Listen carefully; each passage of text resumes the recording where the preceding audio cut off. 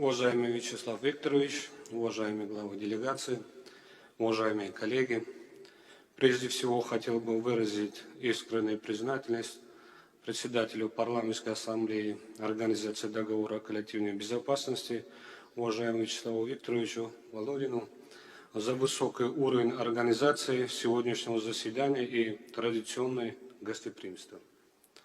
Также хотел бы выразить слова признательности в адрес Республики Армения за продуктивное председательство в ОДКБ. Период председательства Армении в ОДКБ совпал с двумя историческими датами: 30-летием подписания договора о коллективной безопасности и 20-летием учреждения на его основе Организации договора о коллективной безопасности.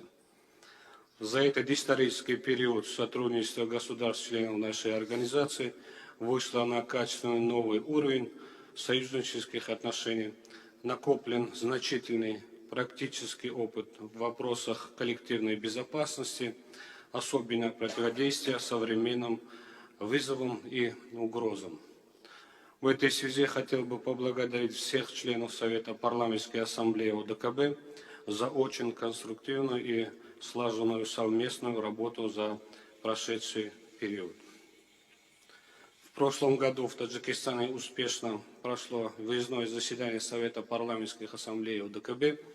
Мы придаем большое значение нынешнему заседанию Совета парламентской ассамблеи ОДКБ, который играет значимую роль в реализации уставных целей организации. Уверен, что результаты сегодняшнего заседания всячески будут содействовать эффективному выполнению стоящих перед нами задач по обеспечению гарантированной безопасности и стабильности в регионе ответственности ОДКБ. Уважаемые коллеги, сегодня мир стоит перед серьезными вызовами и угрозами, сохраняется влияние кризисных факторов. Конфликты в различных регионах мира перед многими странами ставят серьезные проблемы дальнейшего развития. В этом контексте особое беспокойство вызывает обстановка, которая складывается в соседнем с нами Афганистане. На сегодняшний день она представляет реальную и наиболее вероятную угрозу интересам нашей коллективной безопасности. В этой ситуации наши страны должны совместными усилиями принять безотлагательные меры по обеспечению безопасности южных рубежей ОДКБ и минимизации угроз, исходящих с этого направления. Тенденцию к возрастанию также имеют глобальные угрозы терроризма, экстремизма, различных проявлений радикализма и транснациональной организованной преступности, включая незаконный оборот наркотиков. В такой ситуации любое государство, если оно будет полагаться только на собственные возможности, не сможет преодолеть существующие проблемы и добиться всестороннего развития и процветания.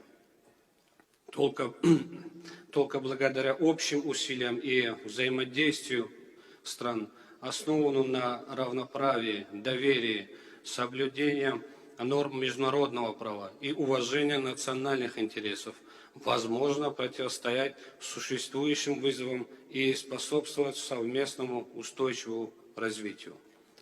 В этих условиях дальнейшее развитие эффективного сотрудничества в рамках нашей организации приобретает особую актуальность.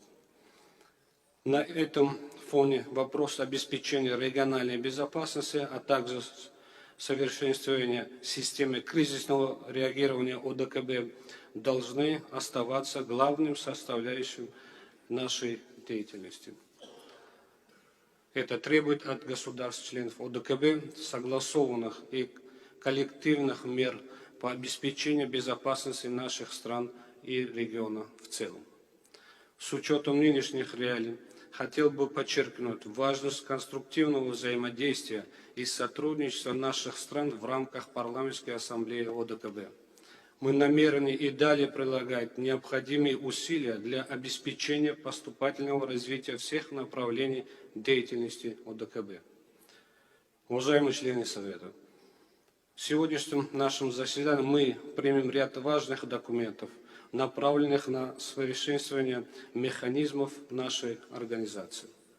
Выражаю надежду, что эти решения послужат укреплению безопасности наших стран. Вместе с тем, Республика Таджикистан выражает свою готовность всячески содействовать в реализации приоритетов Республики Беларусь на период ее председательства в ОДКБ в 2023 году. В свою очередь мы подтверждаем нацеленность Таджикистана и далее наращивать совместную работу по практическому продвижению всего комплекса задач, стоящих перед нами.